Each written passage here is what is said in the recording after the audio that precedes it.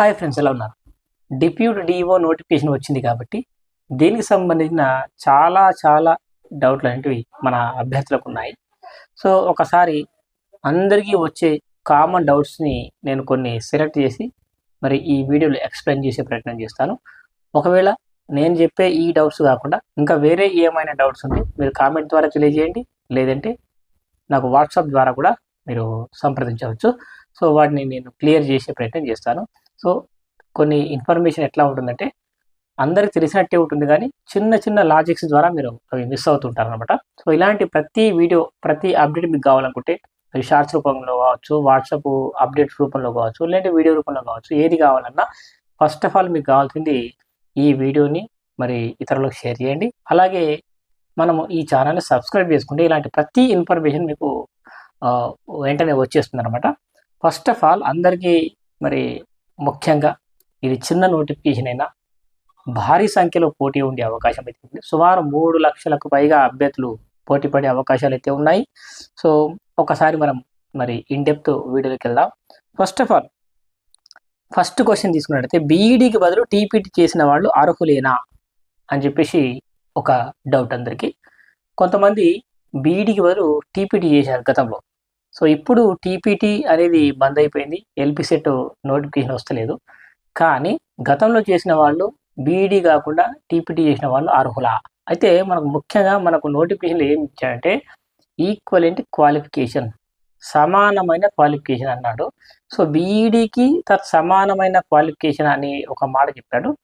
రేపు పొద్దున మన నోటిఫికేషన్లో మనకు ఎగ్జామ్కి సెలెక్ట్ అయ్యాక నిపుణుల కమిటీ అంటే గుర్తింపు పొందినటువంటి కోర్సులు ఉంటే ఎలాంటి ఇబ్బంది లేదు. ఇప్పుడు ఇక్కడ మనకు టీపీటీ అనేది గుర్తింపు పొందినటువంటిదే కాబట్టి పెద్ద ప్రాబ్లం లేదు. ప్రత్యేకించి బీఈడీ మాత్రమే ఉండాలి, వేరే ఇతర సమానమైనటువంటి కోర్సులు ఉంటే ఎలిజిబుల్ కాదని ప్రత్యేకించి ఏం చెప్పలేడు. జస్ట్ బీఈడీ ఉండాలి, లేదంటే దానికి సమానమైనటువంటిది కూడా ఉండొచ్చు అని చెప్పాడు. అది గుర్తింపు పొందింది ఉంటే చాలు. ఇక్కడ టీపీటీ వాళ్ళు మరి అప్లై చేసుకోవచ్చు బ్రహ్మాండంగా.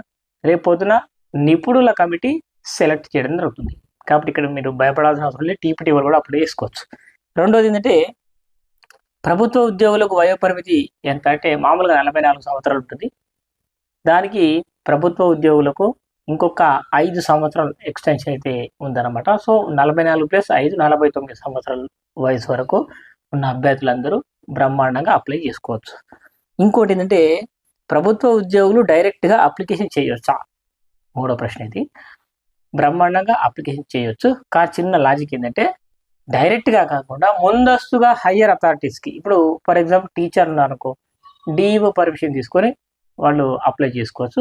సో ఇతర డిపార్ట్మెంట్ వాళ్ళు వాళ్ళ హయ్యర్ ఆఫీసర్స్ ఎవరైతే ఉంటారో వాళ్ళ పర్మిషన్ తీసుకొని, అంటే ఎన్ఓసి, నో అబ్జెక్షన్ లెటర్, అంటే వాళ్ళకు అనుమతి పొంది వాళ్ళకి చెప్పి ఒక మాట, అంటే రేపు పొద్దున మనకు ఉద్యోగం వచ్చిందనుకో ఎవరిని అడిగి అప్లై చేశావు అనే మాట రావద్దు. కాబట్టి ముందుగా మనము వాళ్ళకి ఇన్ఫర్మేషన్ ఇచ్చి అప్లై చేసుకోవచ్చు. తర్వాత ఇంకో ప్రశ్న ఏంటంటే ఇతర రాష్ట్రాల వారికి రిజర్వేషన్లు వర్తిస్తాయా?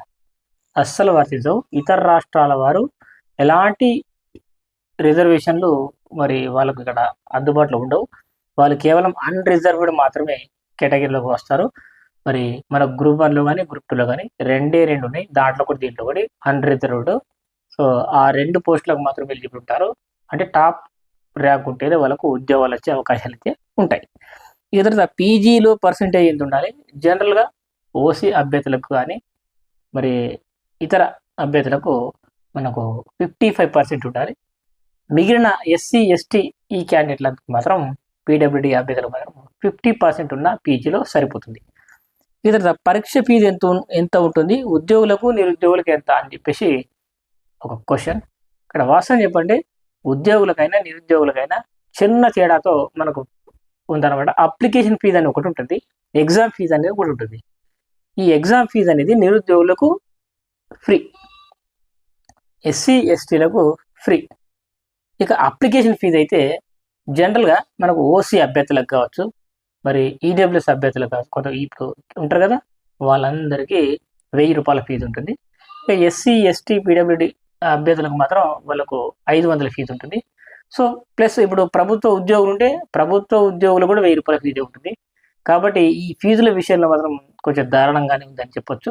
ఎందుకంటే కొన్ని లక్షల మంది అభ్యర్థులు అప్లై చేసుకుంటారు. సుమారు ఒక 3 లక్షల మంది అప్లై చేసుకుంటే రూ. 1000 కాడికి చొప్పున తీసుకుంటే, ఆ రకంగా తీసుకుంటే వాళ్ళకు 30 కోట్ల పైగానే అవుతాయి. సో, ఇది పరిస్థితి. ఉన్న 24 పోస్టులకు 34 పోస్టులు జీతాలు కూడా వాళ్ళకు బ్రహ్మాండంగా వాళ్ళకు జీతాలు ఇచ్చేయచ్చు. సో, అట్లాంటి పరిస్థితులున్నాయి. సరే, ఏది ఏమైనా ఈ ఫీజుల విషయంలో ప్రభుత్వం మనకు టీజీపీఎస్సీ కాస్త వెసులుబాటు కల్పిస్తే బాగుండేది. కానీ విపరీతమైన ఇప్పుడు ఫర్ ఎగ్జాంపుల్ నిరుద్యోగులున్నారు. వాళ్ళకు 500 ఫీజు ఉంది. ఎగ్జామ్ ఫీజు 120 ఉంది. మొత్తం రూ. 620 కట్టాలి. సో, ఇలాంటి పరిస్థితి. ఇప్పుడు ఓసీ క్యాండిడేట్లు ఉన్నారు. వాళ్ళకు రూ. 1000 ఫీజు ఉంది. ప్లస్ రూ.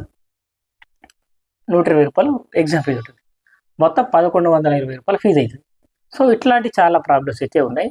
సో, ఇదొక్క విషయంలో మాత్రం నిరుద్యోగులు కొంచెం ఆందోళనకరంగా ఉన్నారు. ఇక తర్వాత తీసుకుంటే మనకు ఓటీఆర్ చేసిన వాళ్ళు అప్లికేషన్ చేయాలా? డెఫినెట్గా టీజీపీఎస్సీ ఓటీఆర్ చేసిన వాళ్ళు కూడా మళ్ళీ డెఫినెట్గా అప్లికేషన్ చేయాలి. ఓటీఆర్ చేసినంత మాత్రాన అప్లికేషన్ చేసినట్టు కాదు. ఓటీఆర్ చేసిన వాళ్ళు అప్లికేషన్ చేస్తారు కంపల్సరీ. ఒకవేళ ఓటీఆర్ చేయని వాళ్ళు మళ్ళీ ఓటీఆర్ చేసిన తర్వాతే అప్లికేషన్ చేయాల్సి ఉంటుంది. ఇక ఎగ్జామ్ తెలుగులో ఉంటుందా, ఇంగ్లీష్లో ఉంటుందా? బైలింగ్వల్ ఉంటుంది. తెలుగులో ఉంటుంది ప్రశ్న, ఇంగ్లీష్లో కూడా ఉంటుంది. కాబట్టి తెలుగు మీడియం అభ్యర్థులకు, ఇంగ్లీష్ మీడియం అభ్యర్థులకు అందరికీ కూడా అవకాశం అయితే ఉంది బ్రహ్మాండంగా. ఇంకో ప్రశ్న ఏంటంటే మైనస్ మార్కులు ఉంటాయి. అంటే మనకి ఇక్కడ మైనస్ మార్కులు అనేటివి లేవు, ఎక్కడ మెన్షన్ చేయలేదు నోటిఫికేషన్లో. నెక్స్ట్ ఇంకోటి, డిస్టెన్స్ సర్టిఫికేట్లు చెల్లుతాయా? డిస్టెన్స్ సర్టిఫికేట్లు ప్రస్తుతానికి అయితే చెల్లవు. దాని మీద కోర్టు కేసు కూడా నడుస్తుంది. ఫ్యూచర్లో ఒకవేళ చెల్లుతాయని చెప్పేసి చిన్న అవకాశం ఇస్తే మనం చెప్పలేము. ప్రస్తుతం ఉన్నటువంటి పరిస్థితి దృష్ట్యా ఎలాంటి అవకాశం అయితే డిస్టెన్స్ సర్టిఫికేట్ చేసిన వాళ్ళకు లేవు. ఇంకా ఇవి నేను చెప్పినవి కాకుండా ఇంకా మీకు కొన్ని కొత్త డౌట్లు వస్తాయి కదా, ఆ డౌట్లు కూడా మీరు కామెంట్ ద్వారా తెలియజేయండి. మన వాట్సాప్ గ్రూప్లో జాయిన్ అవ్వండి. మనకు డిప్యూటీ ఎడ్యుకేషన్ ఆఫీస్కి సంబంధించిన మరి సిలబస్ కానీ, మరి షెడ్యూల్ కానీ, ఆన్లైన్ టెస్ట్ల వివరాలు కానీ అన్నీ మన వాట్సాప్ గ్రూప్లో ఇస్తాను. ఎవరైనా ఇంట్రెస్ట్ ఉండి నేను ఆన్లైన్ ఎగ్జామ్స్ రాస్తాను సార్ అనుకుంటే, అటు డిఎస్సి కావచ్చు, డిప్యూటీ ఎడ్యుకేషన్ ఆఫీసర్ కావచ్చు, జైలు కావచ్చు, తెలుగుతో పాటు సోషల్ కూడా. సో, మీకు ఇంట్రెస్ట్ ఉన్న వాళ్ళు డెఫినెట్గా మా ఛానల్లో జాయిన్ అవ్వండి. వాట్సాప్ గ్రూపు లింక్ అనేది కామెంట్ బాక్స్లో ఇస్తాను, డిస్క్రిప్షన్లో కూడా ఇస్తాను. ఇంట్రెస్ట్ ఉన్న వాళ్ళు జాయిన్ అవ్వచ్చు. Thank you friends, thanks for watching. Bye.